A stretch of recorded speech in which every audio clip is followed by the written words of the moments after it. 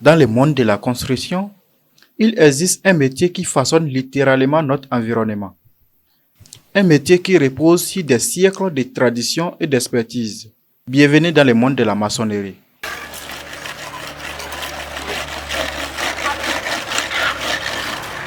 Le métier de la maçonnerie est un artisanat essentiel qui consiste à construire, réparer et entretenir des structures en utilisant des matériaux tels que la brique, la pierre, le béton et les mortiers.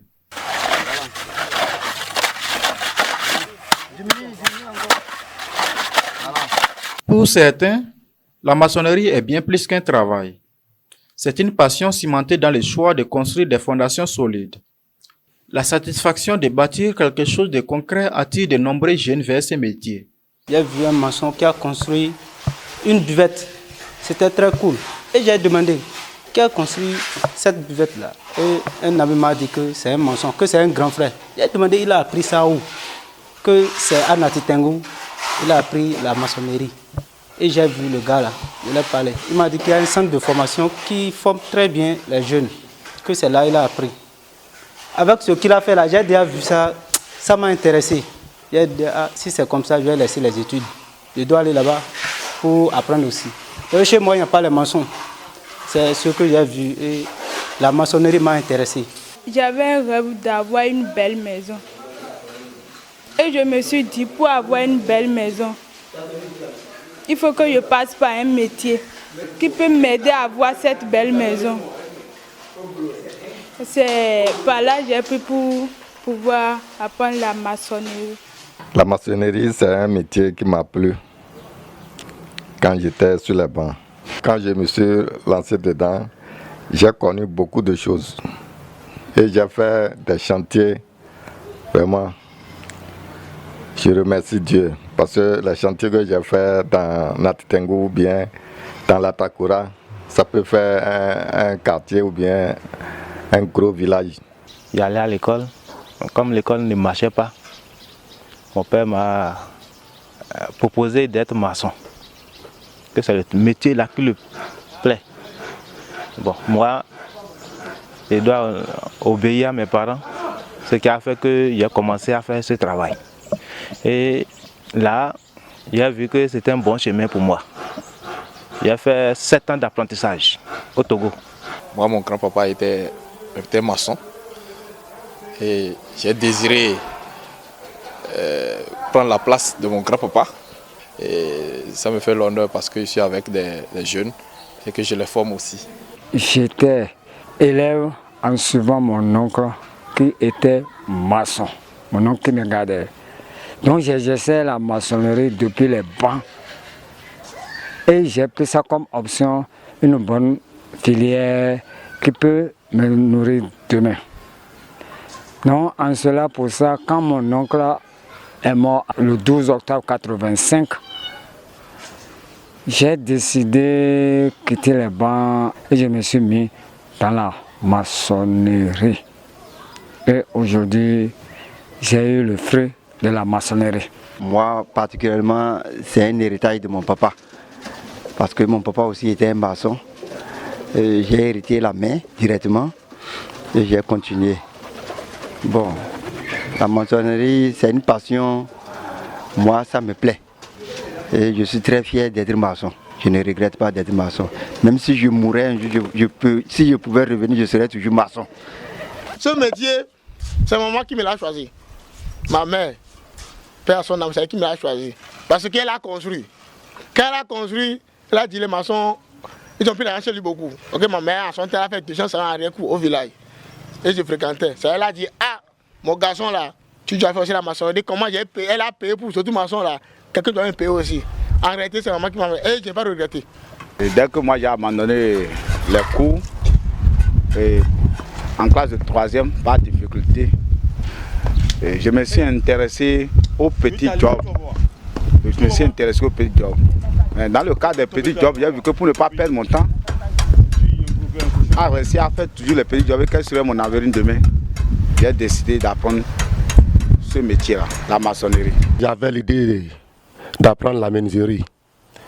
Mais quand je suis venu, et mon frère qui m'a appris la maçonnerie, mon oncle, il a essayé de me conseiller que si les maçons ne travaillent pas, les menuisiers ne pourront pas toller. C'est les maçons qui travaillent et les soudeurs vont trouver à faire. Il a tout dit, j'ai dit c'est ça, je vais choisir ce métier. Et c'est comme ça que j'ai choisi le métier et vraiment, je n'ai pas regretté.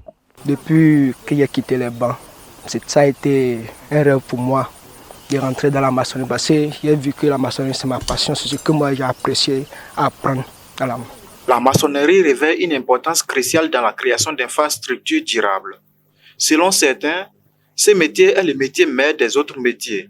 Découvrons son importance. Après le créateur Dieu qui a créé par la parole, c'est l'homme maçon qui suit parce qu'il crée avec la main et les pieds.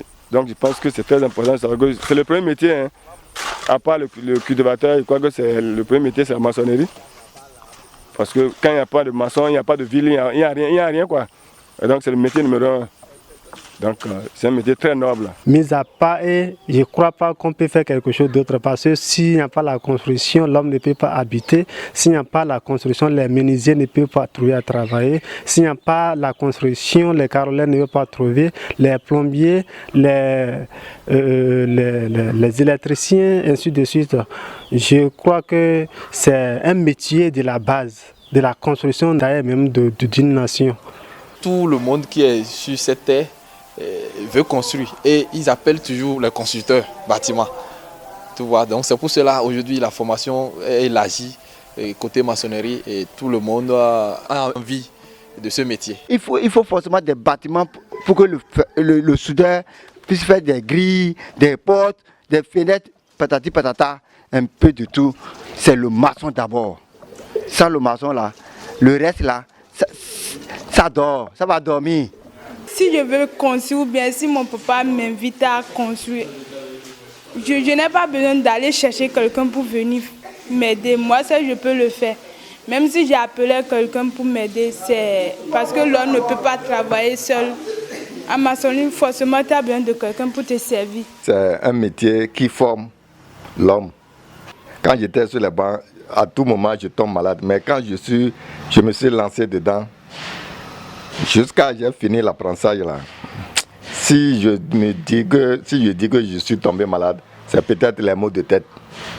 Sinon, c'est un métier qui m'a formé, qui m'a rendu solide encore que quand j'étais sur les bancs. Si tu n'es pas paresseux, même si tu n'as pas gagné beaucoup, si tu n'es pas paresseux, tu ne vas pas manquer ce que tu vas manger.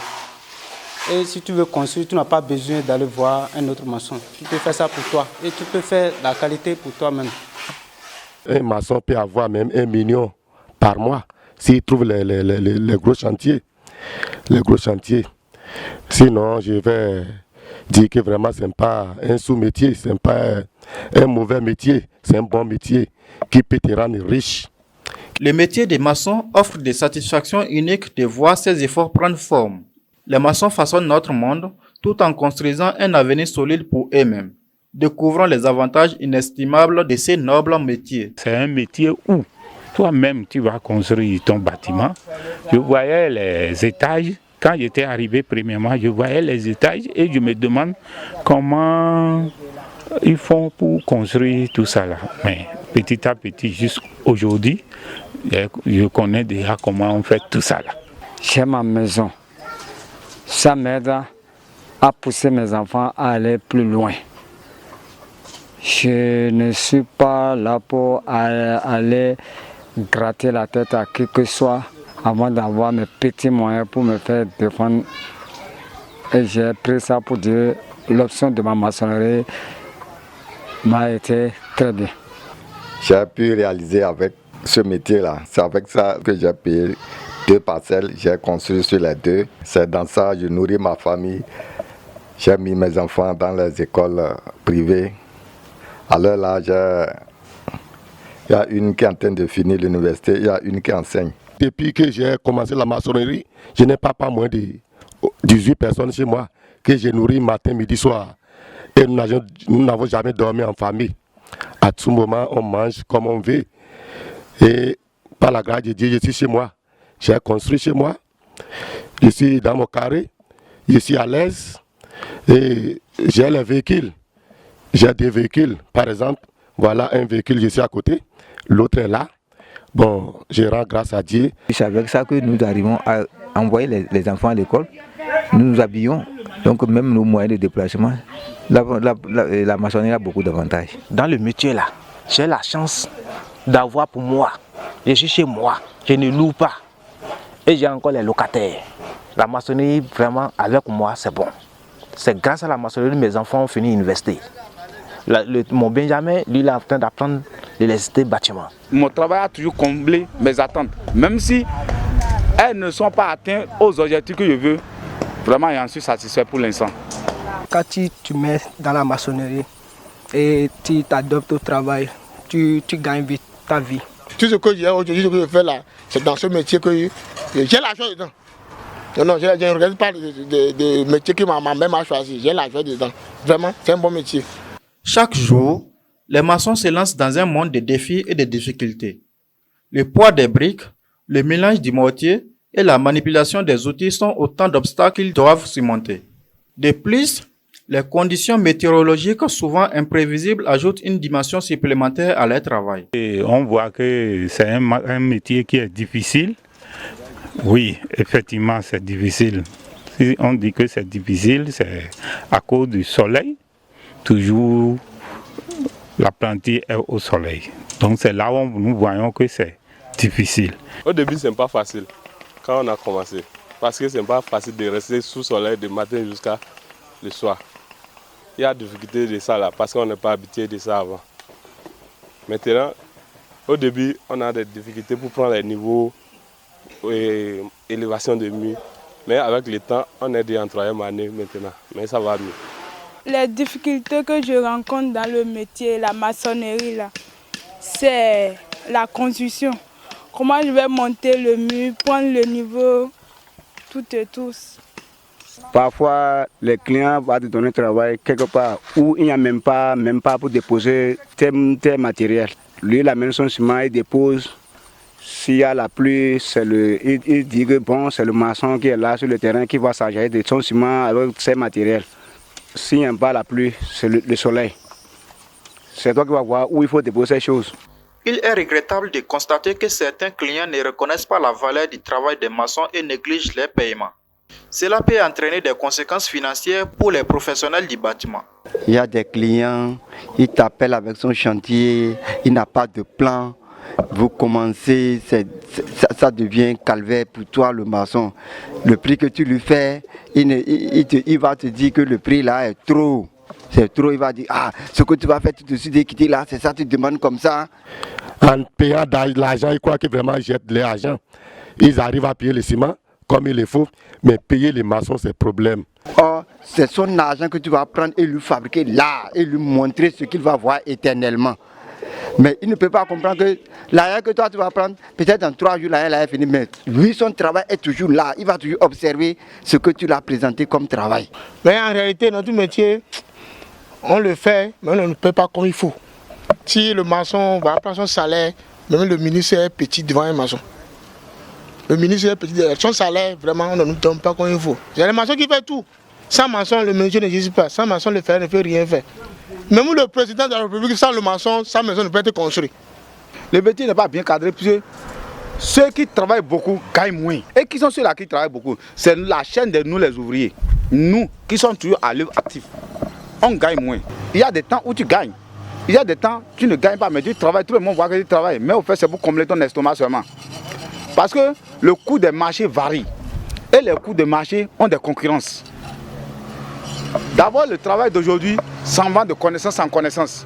Tu n'as pas de connaissance pour avoir un travail, c'est difficile. Quelqu'un qui ne te connaît jamais, pour t'appeler, te confier un travail, c'est pas facile. Il faut qu'il y ait des liens de connaissance ou bien des liens de familiarité entre vous. Bon, ça a été toujours comme ça.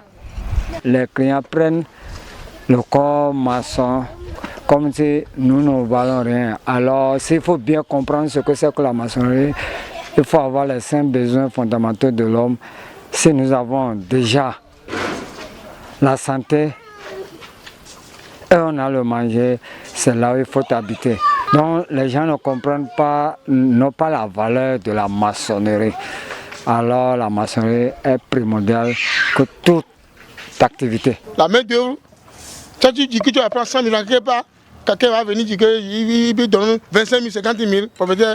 On dit le prix moins et il prend. Mais le prix moins, il prend, mais là, il n'arrive pas à faire le travail. On fait le travail inachevé. Maintenant, on vient nous voir encore, nous les responsables, d'aller corriger, d'aller réparer. On a tant de problèmes là dans la vie de la Tengu qu'on rencontre. Les chantiers sont abandonnés parce que le propriétaire veut moins cher. Des difficultés entre collègues, des difficultés peut-être entre patrons, c'est des trucs qui arrivent toujours. C'est comme dans tous les autres secteurs. Les difficultés, il y en a de diverses sortes, mais on les gère. On les gère. Si tu as raison, Dieu va t'aider. Si tu n'as pas raison, reconnais que tu n'as pas raison. Et ton client ou bien ton collègue aussi va te comprendre et vous allez continuer. Les accidents de travail sont malheureusement possibles dans ces domaines, souvent dus à des chutes, des chocs ou des blessures liées à l'utilisation d'outils et d'équipements lourds. J'espère que tu viens sur le chantier, tu n'as pas porté les chaussures de sécurité, tu n'as pas porté le casque et que tu es en train de monter un mur. Tu peux tomber ou bien une brique peut tomber sur ta tête et ça va te créer des problèmes. Ou bien aussi tu peux pétiner, en marchant tu peux pétiner une pente qui peut aussi te créer des problèmes, qui fera que tu ne pourras plus venir au chantier travailler. Nous ne nous protégeons pas. Et on a des accidents de clos sur des chantiers et les échafauds que nous faisons, ils ont été mal composés. Tu chutes du haut en bas. J'ai rencontré d'autres aussi accidents qui se sont produits au niveau de mes chantiers. Il était sur le chaudail en haut et il est tombé du haut, rentré dans la fosse. Il a cassé la cuisse. Et il y a aussi dans les fosses septiques, on a eu à mal faire les chaudages, on a eu des problèmes et on est tombé. Tous les jours, les petites blessures, ça arrive. Moi, par exemple, j'ai eu un accident depuis 2013, dont j'en souffre jusqu'à aujourd'hui. Un échafaudage qui s'est cassé depuis le 2e étage. En voulant tomber, je suis venu tomber sur comme mon pied est venu se poser sur un caillou. Donc depuis 2013, bon, je ne fais même pas, si je n'aime pas moto, bien sûr, sur le chantier, je ne marche pas beaucoup de distances parce que j'ai encore un choc à l'intérieur. D'abord, moi-même, j'ai été victime plusieurs fois, raté dans une fosse, se faire appuyer par un mur lors des constructions, avec la période des vents, donc les risques sont très multiples. À part de piétiner une pointe sur le chantier ou de se faire taper par un bois de coffre, donc vraiment, il y a plein de risques sur le chantier. Si ça arrive ainsi, on essaie d'amener l'intéressé à l'hôpital et on suit les soins là-bas. La protection contre les accidents revêt une priorité absolue. Le port adéquat des équipements de sécurité est essentiel. Pour normalement éviter les effets de gaz du ciment, les 10 doigts peuvent être protégés par de camp. Tu dois être en bottes, casque, pour le maçon sur le chantier. Les samedis, on doit tirer à l'enfant. Je ne veux pas te voir encore revenir le lundi avec une tenue sale. Il faut te mettre propre parce que le ciment, la saleté, ça doit te donner quelque chose, les boutons au corps. Donc il faut te mettre propre. Donc on exige ça, la propreté aussi. Donc sur le chantier et l'entretien sur le chantier, par exemple, avec les menuisiers, les choses, il faut que les enfants soient bien protégés. Avant l'évolution de l'industrie de la maçonnerie, on observait souvent des méthodes de construction traditionnelles. La maçonnerie a évolué avec le temps, incorporant des techniques modernes telles que l'utilisation des machines et d'outils électriques, ainsi que des matériaux innovants pour améliorer l'efficacité, la rapidité et la qualité du travail. Nous utilisons auparavant à la main du gâchis par des échelles pour couler. Maintenant, la modernisation, on nous a amené bétonnière. Auparavant, la bétonnière peut faire et renverser par terre et nous lançons en haut. Mais maintenant, la bétonnière fait et nous envoie ça plus haut sur des dalles. Et nous avons cette facilité aujourd'hui. La dalle, là, je l'ai coulée avec machine. J'allais faire 22 x 4, 1 x 2. Ça a fait 44 personnes que je devais utiliser avec les pelles. Ici, j'ai utilisé 21 personnes pour pouvoir réaliser la dalle. À peine on a commencé à 6h et fini à 17h.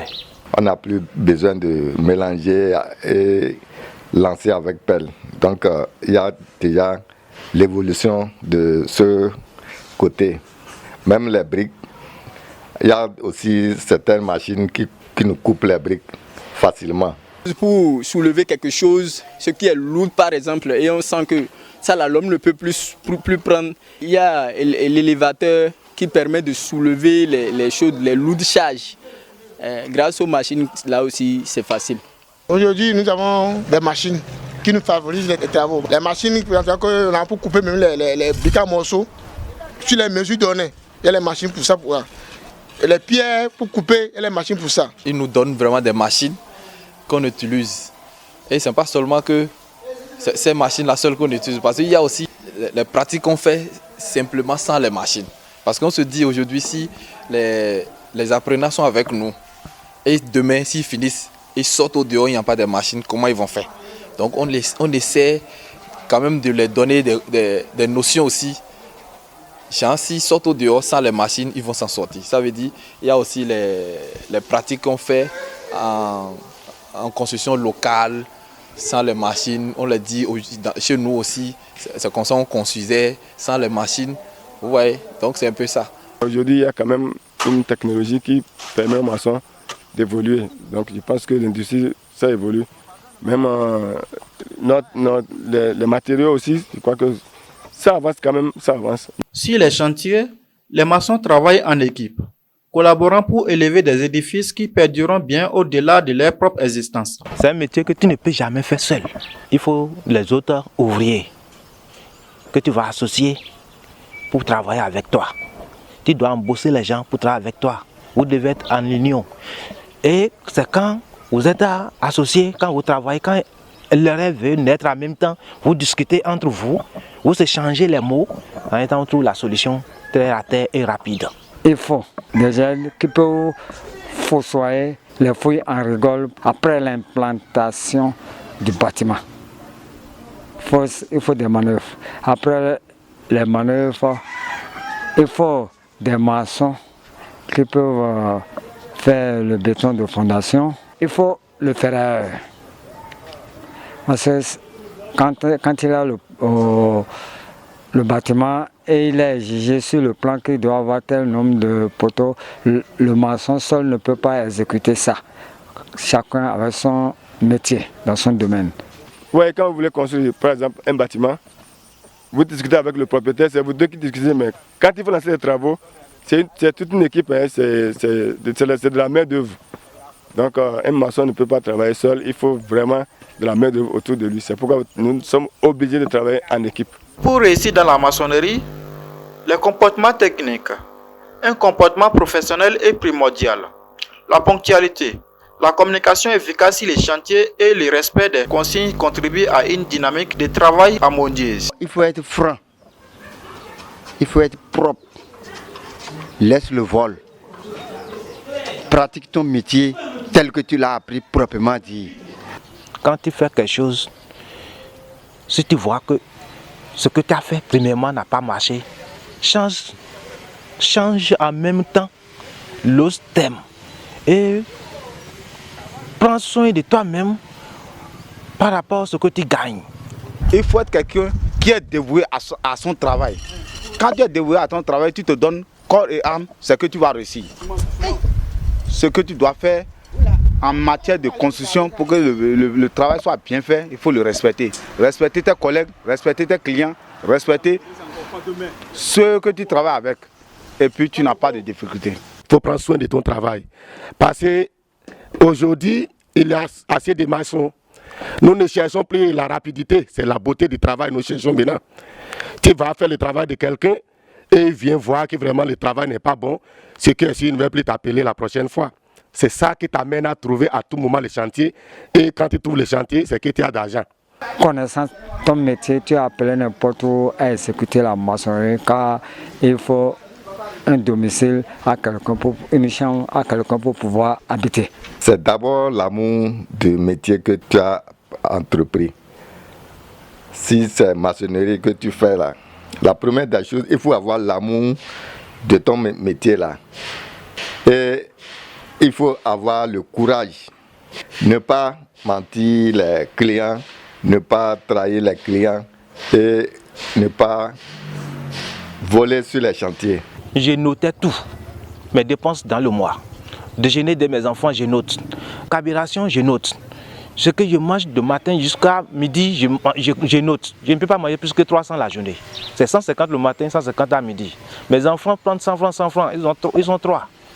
Et ils doivent payer le manger. Moi, je ne sais pas payer le manger en kilos. Le jour que je paye le sac que je dépose pour ma famille. C'est comme ça, moi, j'ai pu garder et reçu ma vie. Le métier de maçon n'est pas seulement une tradition. C'est aussi une opportunité pour les jeunes de s'engager dans une carrière gratifiante, où chaque jour apporte une nouvelle leçon. Les apprentis maçons apprennent les techniques anciennes et modernes tout en développant leur sens de créativité. L'apprenti doit être vigilant, attentif. Je envoie-moi le sable, envoie-moi les agros. À côté, tel que je suis en train de prendre le niveau plombé horizontalement sur la brique, il doit voir comment ma position est, comment je suis positionné en prenant ça. Et il doit être, c'est pourquoi j'ai commencé de dire qu'il doit être vigilant. Ce que fait mon patron, demain je le ferai aussi. Plus tard, un jour, on dit à cet apprenant, fais-moi ceci pour voir si effectivement il est venu pour apprendre ou il ne veut pas apprendre. Oui, avec les apprenants, ce n'est pas facile. Et ceux qui viennent vers nous aujourd'hui et on les forme, c'est les adultes comme nous. Et souvent, quand on commence avec eux, au premier temps, c'est souvent dur. Et à la longue, ils prennent la main. Ils prennent la main et à la fin, ils sont meilleurs. Donc, dans notre centre ici, c'est la pratique qui est plus dosée que la théorie. En notre temps, maintenant, on faisait la maçonnerie. Ce n'était pas comme aujourd'hui. Pour prendre les diplômes, il n'y avait pas de l'examen. Donc, vous vous retrouvez seulement quand on voit que tu maîtrises ta main libre, tu maîtrises bien, on te donne le diplôme à la fin du contrat. Si tu as maîtrisé, mais tu n'as pas pu maîtriser, on peut prolonger le contrat. Mais aujourd'hui, c'est sanctionné par l'examen. Donc on est obligé d'enseigner la théorie et la pratique. Même toi, le patron, même si tu ne sais pas lire et écrire correctement, si ton enfant que tu apprends sait lire et écrire, tu t'assois, tu lui fais prendre un cahier, tu lui poses des questions et que lui répond. Lorsqu'il finit de répondre, comme toi tu ne sais pas lire et écrire, tu prends le cahier là, tu cherches un enfant et tu lui dis, j'ai posé telle question, qu'est-ce qu'il a répondu ici? Et comme ça, tu sauras ce qu'il a répondu, si c'est bon ou pas. Nous, on ne nous a pas appris à faire ça. Mais aujourd'hui, eux, ils ont la chance, des fois, quand on finit la pratique les soirs, bon, on a les plans, on les fait lire. On les fait lire. On les fait dire, ah, ici c'est ça, ici c'est ça, ici c'est ça, c'est ça. Nous, au début, avant, on te cachait ça. Quand tu es au dernier moment de la pratique, tu es fini, on te fait comprendre comment on lit le plan. Mais comment on fait l'implantation. Dernière année. Mais maintenant, c'est plus ça. Nous, après, si on peut venir aujourd'hui, maintenant, nous, on le confie tout. Elle est avec nous, ah, on me fait une implantation. Sur nous, fais ci, fais ça, c'est comme ça. Celui qui est intelligent automatiquement, il capte. Il capte. C'est le changement d'aujourd'hui. Bon, aujourd'hui, c'est nos apprenants, bon, c'est leurs bénéfices qu'ils ont, plus que nous avant ça. Si, je vais dire que je vais pratiquer ce que le patron m'avait montré avant là, je n'aurai pas aucun apprenti aujourd'hui. Tels qu'ils sont venus et je les ai vus, j'ai changé de ma manière. Et c'est par là que je les apprenne et on est ensemble. Il y a des apprentis par exemple qui sont curieux d'aller vite. En fait, c'est d'apprendre vite, il veut apprendre vite quoi. Ce que tu lui as montré, peut-être que lui dans sa tête il voit autre chose et il fait ça. Parfois ce qu'il fait, ça réussit. Parfois ce qu'il fait, c'est pas bon. Quand tu viens, forcément, un apprenti c'est un élève. Tu dois gronder. Ça là, forcément. Parce que tant que tu ne grondes pas sur lui, sa carte mémoire dans sa tête ne peut pas s'ouvrir pour comprendre ce que tu veux de lui.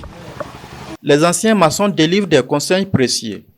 La patience, la précision, le respect des règles de sécurité sont des piliers d'une carrière durable et épanouissante. Mes jeunes apprenants là, ils n'ont qu'à prendre le travail au sérieux. Écouter leur patron. Ce que le patron dit, ils n'ont qu'à bien écouter et apprendre ça bien. J'encourage ceux qui ont l'amour, la volonté de rentrer dedans. Je les encourage à ne pas hésiter. Il faut qu'ils entrent dedans. Quand ils vont sentir le goût, ça va marcher. Je les encourage de ne pas prendre que le métier est un métier qu'on doit prendre à la légère. Il est conseillé donc de bien en prendre ce métier-là et de bien le comprendre. Quand on n'a pas compris le métier-là, on pense que c'est difficile. Mais si on comprend, on a la main libre, on travaille, donc c'est bon. Et c'est un métier qui donne beaucoup. Je les encourage à aller de l'avant, à persévérer dans la maçonnerie parce que dans la maçonnerie, il y a beaucoup de vertus, il y a beaucoup de qualités. On se met en tête, gérer l'argent en poursuivant ton option dans laquelle tu t'es lancé pour devenir aussi millionnaire demain.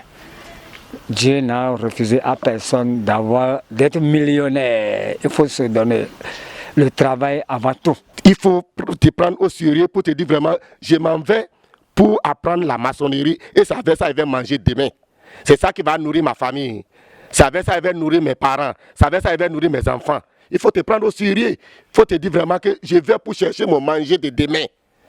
Là, tu vas te prendre au sérieux et tu pourras le faire très bien.